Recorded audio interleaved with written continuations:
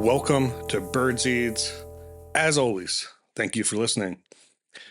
So I recently spent the week at the beach with my family.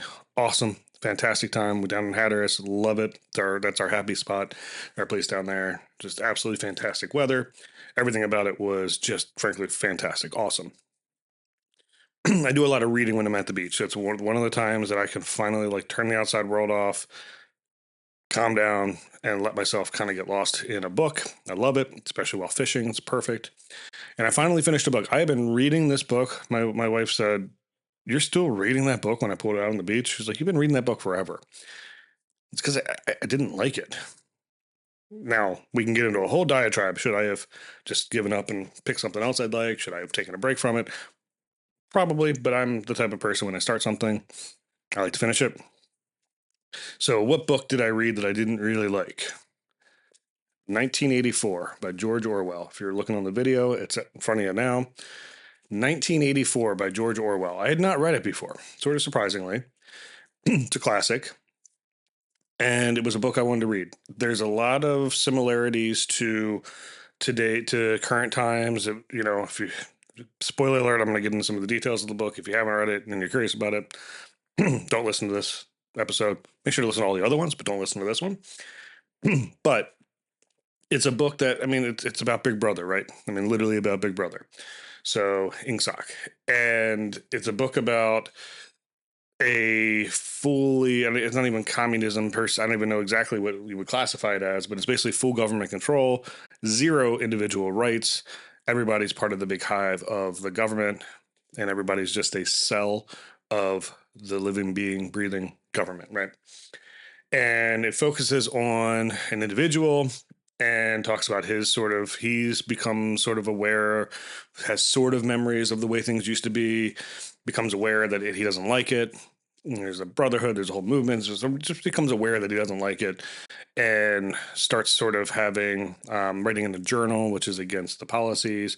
They have the think police, so they're basically be able to read minds. They have the telescreens that, listen to you and talk to you and all this stuff. So there's all this technology around it, but basically the government knows everything you're doing and thinking at any moment. And he starts having these rebellious thoughts. Well, he winds up getting with a girl, which is totally against the government rules. Can't have relationships like that. And they sneak out and they do their thing for a period of time. And then they ultimately decide that they think there's a revolution happening, people trying to take back individual rights, and they're going to go be a part of that. And they meet with them and they go down that route. Again, a lot of similarities. It's terrifying, frankly, the way the government's kind of going these days. So I like the concept, right? I thought the writing was really bad, frankly. Me personally, I found it very hard to read.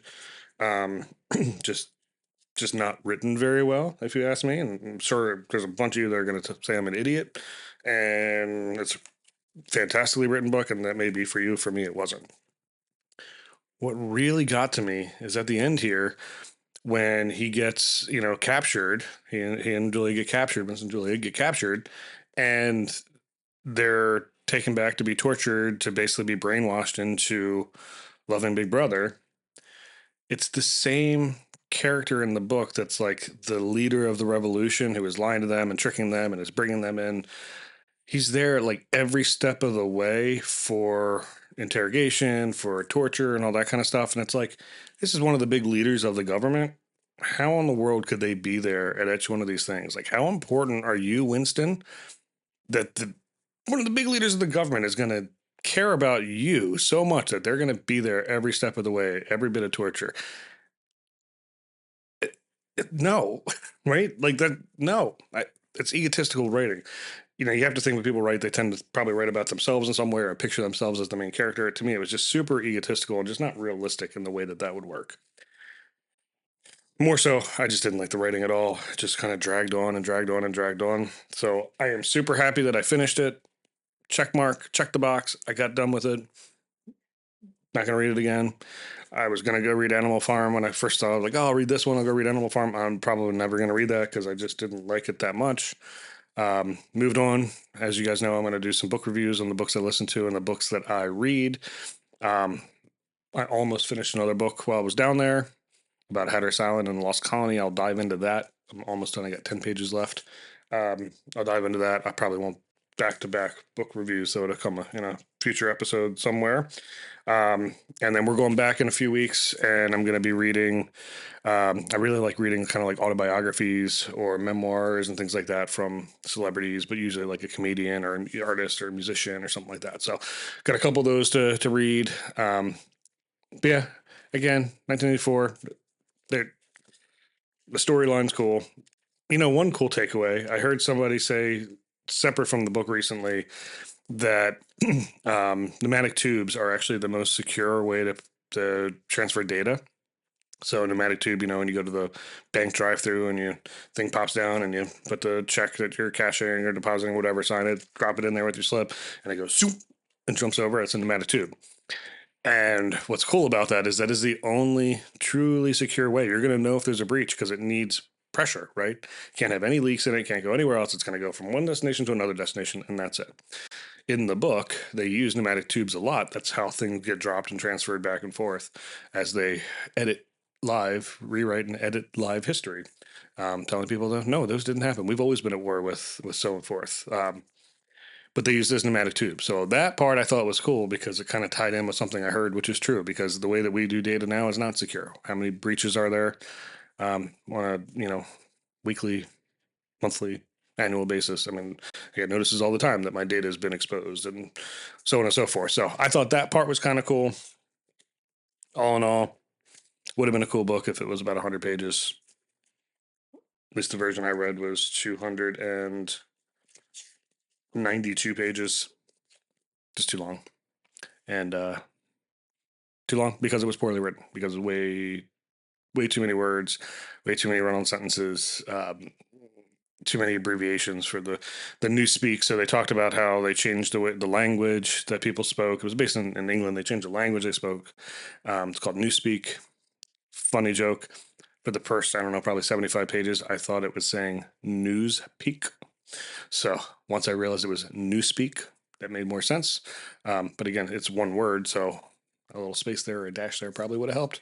But the idea was that they were dumbing down the language to control, and they were continuously revising the language in newspeak to basically remove things in society they didn't want, and everybody was just part of the hive. The last thing I'm going to say is the very, very ending. So they get busted. They get to see it separated from Julie. He, basically gets through all the torture. He's like sort of a member of society, like as far as believing and everything. But he still didn't love Big Brother. And at the very, very end, he loves Big Brother. So I didn't love that ending either because it basically just means the society won, right? You're rooting for him to kind of be the guy to like break this up, change it, put logic back into the equation, and say no, individuals should have rights, etc. And yeah, it sort of makes it look like he died. So yeah, well, here's the last paragraph. He gazed up at the enormous face. 40 years it had taken him to learn what kind of smile was hidden beneath the dark mustache. Oh, cruel, needless misunderstanding. Oh, stubborn, self-willed exile from the loving breast. 2 gin-scented tears trickled down the sides of his nose, but it was all right. Everything was all right. The struggle was finished. He had won the victory over himself. He loved Big Brother. And that's what that whole the torture was basically to get him to love Big Brother. And they say that like once you get into the torture thing, you're going to die. Like they're going to kill you. They might kill you then. You never know. They might kill you then. They might put you back in society, but at some point you're going to die.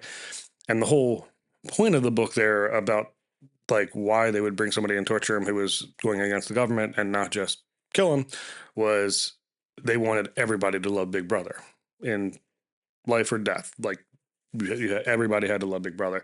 So that was the whole thing, as they were trying to torture him and brainwash him into loving Big Brother. They put him back in society. Whatever, he's just kind of a miserable existence. And I guess at the very end, he loved Big Brother. Sort of implied that he was probably killed right in that moment or very shortly thereafter.